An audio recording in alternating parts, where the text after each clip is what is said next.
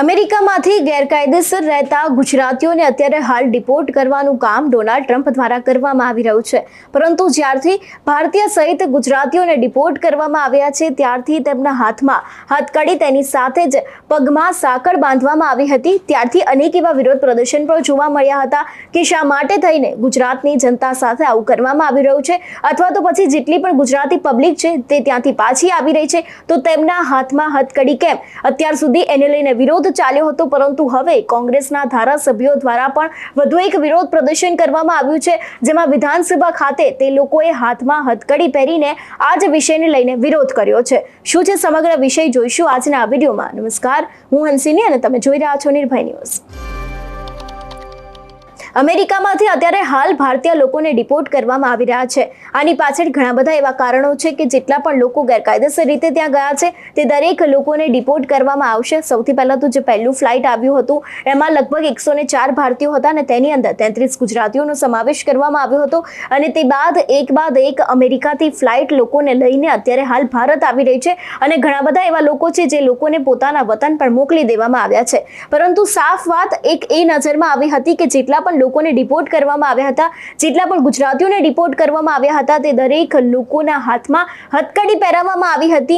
અનેક એવી ચર્ચાઓ વહેતી થઈ હતી કે તે લોકો આતંકવાદી નથી, તેમ છતાં પણ તે લોકોના હાથમાં હથકડી કેમ પહેરાવવામાં આવે છે તેવા પણ અનેક સવાલો ઊભા થયા હતા। જો કે આની પહેલા પણ કોંગ્રેસના નેતાઓ દ્વારા, કોંગ્રેસના કાર્યકર્તાઓ દ્વારા આ વિષયને લઈને વિરોધ કરવામાં આવ્યો છે, અને તેમના દ્વારા કહેવામાં પણ આવ્યું હતું કે તે લોકો આતંકવાદી નથી, તેમ છતાં પણ તે લોકોની સાથે આવું વર્તન કેમ કરવામાં આવે છે। તે બાદ હવે ધારાસભ્ય જિગ્નેશ મેવાણી હોય કે ધારાસભ્ય અમિત ચાવડા હોય, તે લોકો દ્વારા વિધાનસભામાં હથકડી પહેરીને વિરોધ કરવામાં આવ્યો છે। સૌથી પહેલા તો એ દ્રશ્યો ઉપર નજર કરી કે જેમાં તે લોકો વિરોધ કરતા શું કહી રહ્યા છે।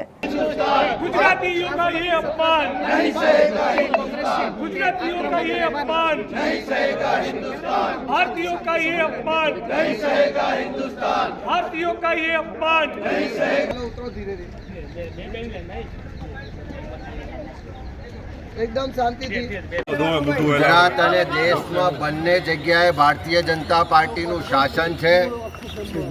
ડબલ એન્જિન સરકાર અને દેશના વડાપ્રધાન વિશ્વગુરુ બનવાના જે બણગા ફૂંકે છે, અને એની સામે ગુજરાત અને દેશનો યુવાન, એને રોજગારી નથી મળતી, આ દેશમાં એનું ભવિષ્ય સુરક્ષિત નથી દેખાતું, એના સ્વપ્ન છે કે આ દેશમાં પૂરા નહીં થાય, એવા એક ડર સાથે 75 લાખથી 1 કરોડ રૂપિયા સુધીની રકમો આપી ને ગેરકાયદેસર રીતે વિદેશની ધરતી પર જાય છે। અને જે રીતે પોતાના સ્વપ્નો માટે અમેરિકા ગયા અને ત્યાંની સરકારે ગેરકાયદેસર રીતે આવ્યા છે, રોકાયા છે, એ રીતે એમની ધરપકડ કરી, જાણે આતંકવાદીઓ હોય એવું એમની સાથે વર્તન કર્યું। અને એથી પણ ખરાબ આપણા સૌના માટે શરમજનક બાબત છે કે આતંકવાદીઓની જેમ એમના હાથમાં પગમાં હથકડીને બેડીઓ પહેરાવી, આર્મીના પ્લેનમાં જ્યાં ભોજનની વ્યવસ્થા ના હોય, જ્યાં સેનિટેશન માટેની વ્યવસ્થા ના હોય, એવી રીતે એમને ભારતની ધરતી પર મોકલ્યા।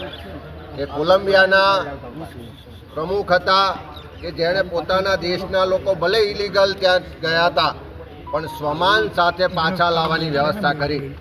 પણ જે નરેન્દ્રભાઈ મોદી પોતાને ટ્રમ્પના સારા મિત્ર ગણાવે છે, હાઉડી મોદી ને નમસ્તે ટ્રમ્પ જેવા કાર્યક્રમો કરી અને પ્રજાના ટેક્સના પૈસાઓ બરબાદ કર્યા હતા, એ વડાપ્રધાન જ્યારે હમણાં અમેરિકા ગયા, ટ્રમ્પને ફરી ગળે મળ્યા, પણ આ ભારતીયોના અપમાન બાબતે એક શબ્દ પણ ઉચ્ચાર્યો નથી।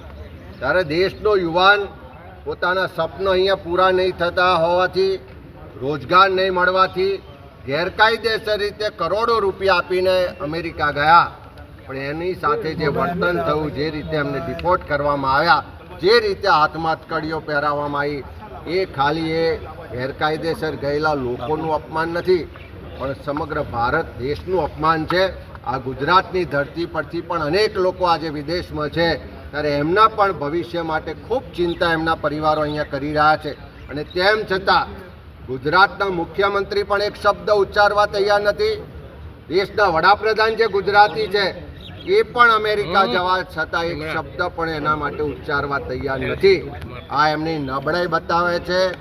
આખું ભારત દેશ એમની આ નબળાઈને કારણે આજે શરમજનક સ્થિતિમાં છે.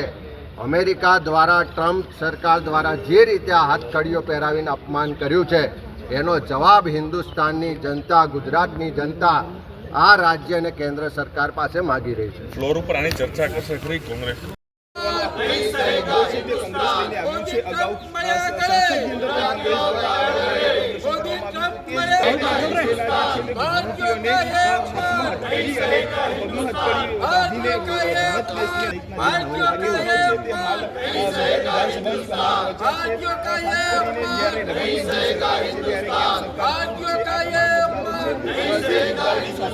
गुजरातियों का है अपमान नहीं सहेगा हिंदुस्तान। भारतीयों का है अपमान नहीं सहेगा हिंदुस्तान। भारतीयों का है अपमान नहीं सहेगा हिंदुस्तान। भारतीयों का है अपमान नहीं सहेगा हिंदुस्तान। भारतीयों का ये अपमान नहीं सहेगा हिंदुस्तान। भारतीयों का ये अपमान नहीं सहेगा हिंदुस्तान। मोदी ट्रंप मर्या करे,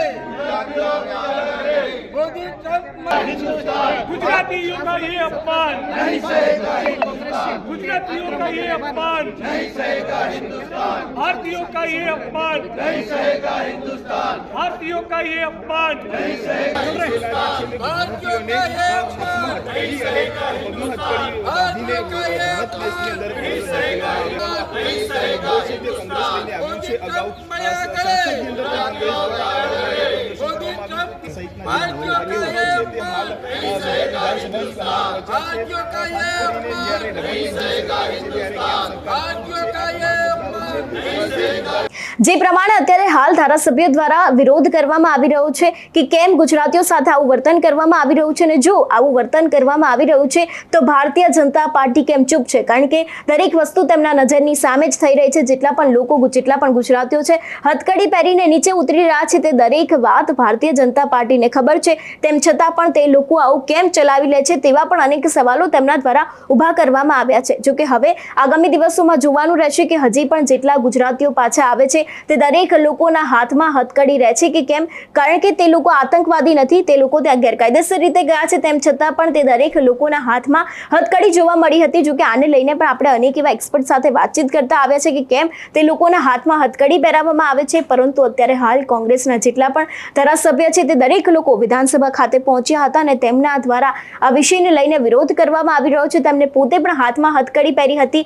એટલું જ નહીં, તેમને પોતાના ગળામાં પણ અનેક એવા પોસ્ટર્સ લગાવ્યા હતા અને ભારતીય જનતા પાર્ટી દ્વારા તેમના ઉપર આકરા પ્રહાર પણ કરવામાં આવ્યા હતા કે શા માટે ગુજરાતી લોકો સાથે આવું થઈ રહ્યું છે, તેમ છતાં પણ કેમ તમે ચૂપી સાંધીને બેઠા છો? તમારું શું માનવું છે આ વિષયને લઈને અમને કમેન્ટ કરીને ચોક્કસ જણાવજો. તેની સાથે જ અમારી ચેનલ નિર્ભય ન્યૂઝને લાઇક, શેર અને સબસ્ક્રાઇબ કરવાનું ભૂલશો નહીં. નમસ્કાર.